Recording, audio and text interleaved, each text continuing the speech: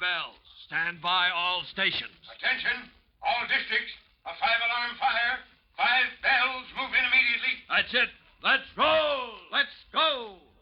Firefighters!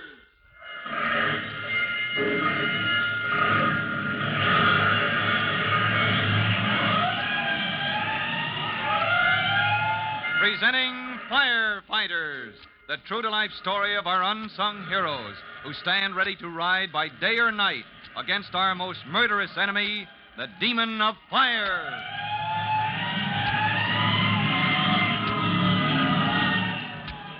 In just a minute, we'll visit Chief Cody in his office at Fire Department headquarters, where he has just asked an important question of Jimmy and Trudy, brother and sister of Tim Collins, the young fireman. But before we hear the answer, here is a message.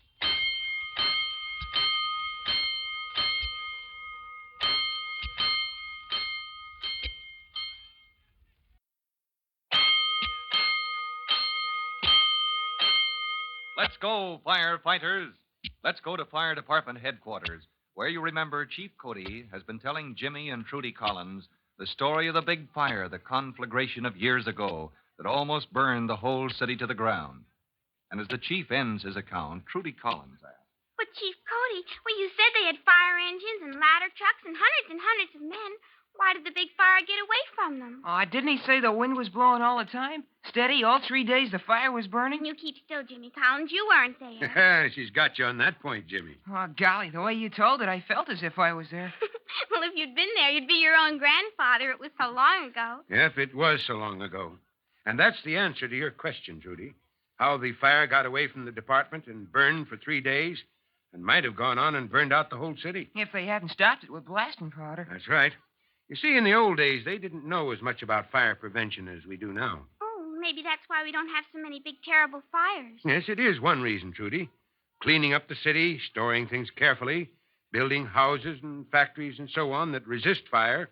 Well, all those things prevent a blaze from spreading too far, too fast. And you said the architects give us better architecture. Oh, they do not. They do, too. What Chief Cody said so. He said He didn't say architecture. He said...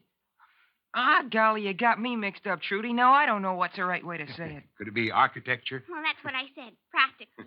Chief Cody, you said the big fire happened on a kind of a bad kind of roof. Yes, the mansard roof.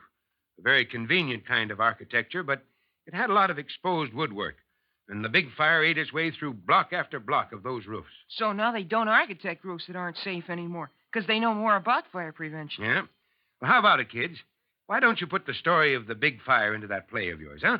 The fire prevention play that you're going to give at Northside School. Hey, Trudy, that's an idea. Oh, Jimmy, do you think we could? We can ask Miss Grapple, can't we? There's no harm in asking, is there? Oh, thanks, Chief Cody. You always give us brand new ideas. Thanks a lot, Chief. And thanks for the story, too, about the big fire. You're welcome, kids. Now run along home and get to work on that play. Time I gave a little attention to this department business on my desk. As Jimmy and Trudy hasten homeward, full of plans for rewriting the fire prevention play, their firefighters' brigade is to present an assembly at Northside School, Chief Cody digs into the pile of reports, applications, and correspondence on his desk, losing himself in his work until... Yes, Glover, what is it? Private Collins? What's he doing here at this time of day?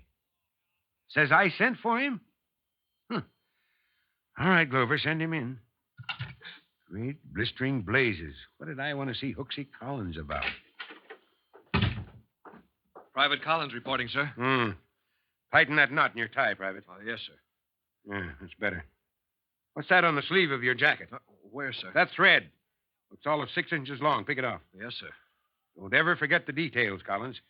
A good fireman keeps himself smart, inside and out. That's important. Yes, sir. Don't neglect your uniform. No, sir. Yeah, well then.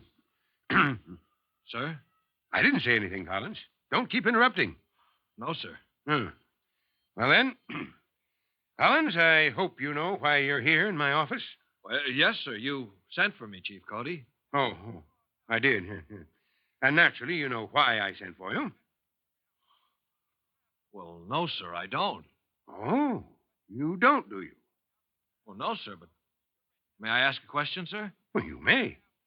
Now, don't get mad now, Chief, but do you know why you sent for me, sir? Private Collins, that's... You young whippersnapper, you caught the old man off guard. I hope you knew what I wanted, and maybe I could worm it out of Oh, you. don't let it bother you, Chief. None of the boys can figure out how you keep track of everything as much as you do. I'm getting old, Collins. This working 48 hours a day slowing me down. I'm losing my memory. No, not you, Chief. Well, this time I'll have to ask Glover what I... Your clerk, Chief? Yeah. Well, Glover said when I was coming in he has the reports from promotional school when you want them. That's it. That's what I wanted to see you about, Collins. Your record at promotional school. Oh, I had the usual notice through the mail, sir. Yes, the notice that you completed the course to the satisfaction of your instructors. Yes, sir. But your actual rating, Collins, your rank in the class you train with, that's what decides how soon you're eligible for promotion. Oh, yes, sir, but they don't tell us how we made out, Chief. No, that's confidential. But I can tell you this much. You finished among the first 3, Collins. Oh, good grief. Yes, sir, a mighty fine score, boy. And I tell you this because I've got a problem on my hands. Now, 2 of your group, you 3 who finished at the top of the list, are going to be promoted. Oh, then the problem is which 2 of us 3 jumped from private to lieutenant? That's it, Collins. We have 2 openings for new officers. Yes, sir. Well, whatever you decide, Chief, I know we'll all be satisfied, even though I don't know who the other 2 men are. They're good men, both of them. It's a tough choice, Collins. You see, we need officers for one of the ladder companies and for an engine company, too. And, well, any of you 3 would fill the bill exactly for either post. Well, Chief Cody, Yes, Well- Collins? Chief, a long time ago, when I first got my appointment to the department... Not so long ago, boy, when you're as old as I am. I can remember when your own dad got his appointment, and, well, to me, it's just like yesterday. Oh, I was thinking about my father, sir. When I got my appointment, you gave me a choice. Do you remember, Chief? Yes, you said you wanted as much firefighting experience as you could get, all through the department. Yes, sir. Wanted to follow in your dad's footsteps. Yes, sir. And since then, I've served with old 3-1s, the ladder company Dad started in. I've served with Engine 209. Yeah, I think I see what you're getting at. Yes, sir. Chief, I worked hard at promotional school, but, well, I'm glad I'm eligible for one of those lieutenancies, but... But maybe you'd rather have a transfer instead. Could I, Chief? To what division, Collins? Oh, well, I don't know yet, sir. Good grief, this came so fast. I just haven't thought. Well, go home and think it over then. Yes, sir. I'd like to talk it over with Mom. Good idea, Collins.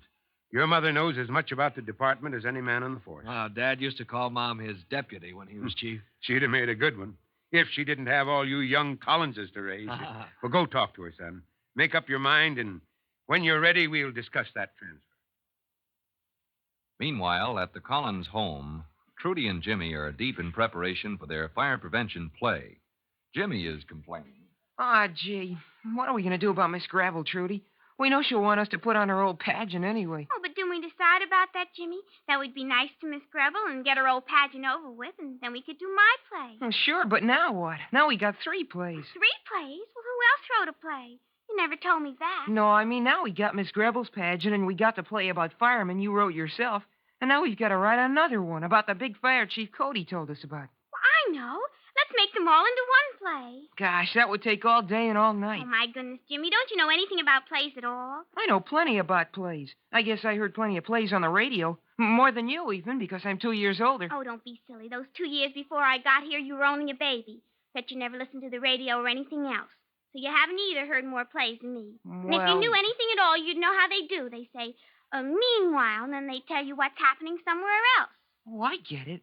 Say, supposing we're acting out your fireman's play, the announcer says something like, meanwhile, the spirit of fire prevention is over somewhere else defending our citizens, and all the other stuff, just like Miss Greville wrote it out, Well, that's right, Jimmy. Maybe while we're acting out my play, the announcer says, meanwhile, outside the big fire is raging and ravaging and eating up everything with its octopus tongue. And What kind of a tongue is that? the big fire has 8 tongues, like an octopus. Gee, you sure, Trudy? Well, come on, we'll look it up and start writing. Oh, no, it's too soon before supper. I'm too hungry to write. Well, let's rehearse instead. Let's do the big fight part. Yes, if we're going to act out my play I wrote on the stage and have the announcer meanwhile all the rest. Come on, Trudy. I'll be the fireman, and you'll be the arsonist. The one that starts the fire. Well, I haven't written out all the speeches yet. Who cares? We can make 'em up. You know, just like a fight on the radio. Well, all right, but don't knock anything over like the last time. Now, you catch me sneaking away from the burning building, Jimmy. Halt! Stop or I shoot. Don't stir a step or I'll let you have it. Well, now... Stop. You can't get away with Hey, it. hey, everybody, I'm home. But you're not Stop it, I said. You can't get away Good with it. grief, what's going on in there? You No. put your hands Hey, Trudy! Jimmy! Get me away from here. No, you don't. Yes, I do. Take that. No, you don't. You arsoneer. Ouch. Don't hit so Hey, hard. hey, hey, what goes on? I'll beat your ears down. No, you don't. Now break it up. Break it up. Cut it out. Cut it out. What's got into you? Go up there. The lamp. Oh, Jimmy, we knocked over the lamp again. Oh, golly. It's all right, though. It didn't break anymore. Now, what's the matter here? Jimmy, Trudy, I'm ashamed of you two. Oh, hello, Tim. Did you see our play? Huh? Just like the radio, Tim. Did you hear us going, no, you don't, like in the big fight scene? Oh, good grief. And I almost sent for the rescue squad. Rescue squad? I wonder. Hey, Mom! Mom, I've got to talk to you. Now, what do you suppose he's got to talk to Mom about all of a sudden?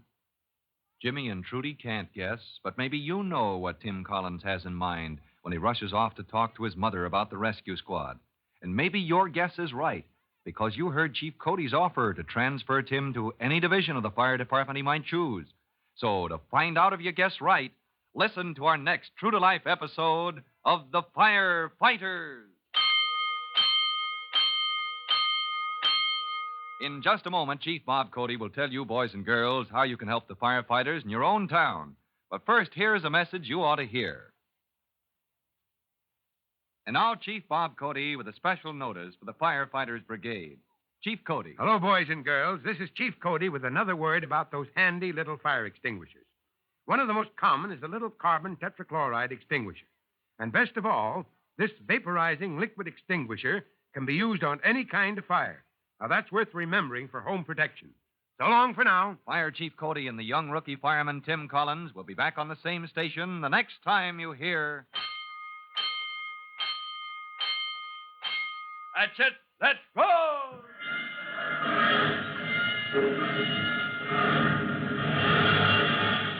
Let's go! Firefighters! Firefighters is a copyrighted feature of William F. Holland Productions.